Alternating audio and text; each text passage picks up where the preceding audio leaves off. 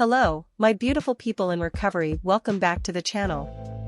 Today, as promised, we will be talking about Step 7 in the 12-step program, Humbly asked him to remove our shortcomings. This step is one of the most profound moments in our recovery journey, a step where we let go of pride and fully embrace humility.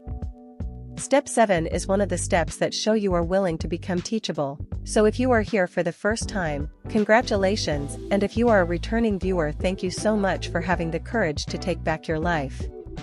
Keep coming back.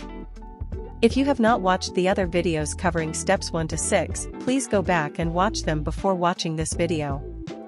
I will leave the links in the description. Now, let's break this down to see how this step can help us in every area of our lives, while drawing wisdom from the Bible. Step 7 is about humility.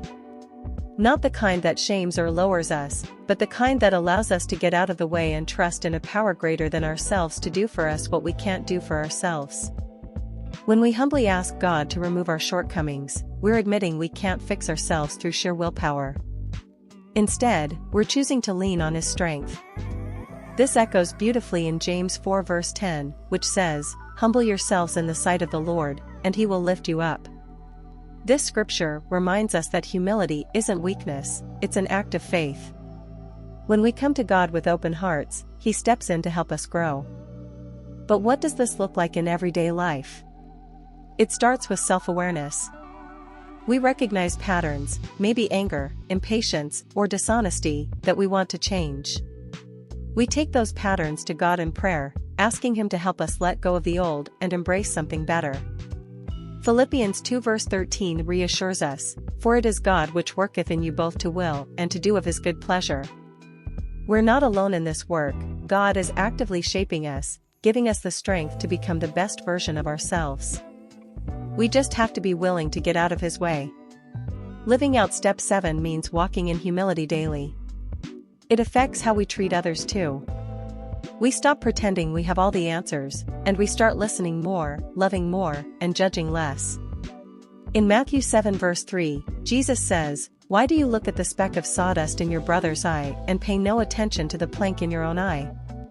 Step 7 keeps us focused on cleaning our own side of the street instead of pointing fingers at others. This mindset of humility transforms relationships, work, and even our view of ourselves. It's not about being perfect, it's about being willing to grow, one day at a time. So, remember, Step 7 isn't just a moment, it's a lifestyle.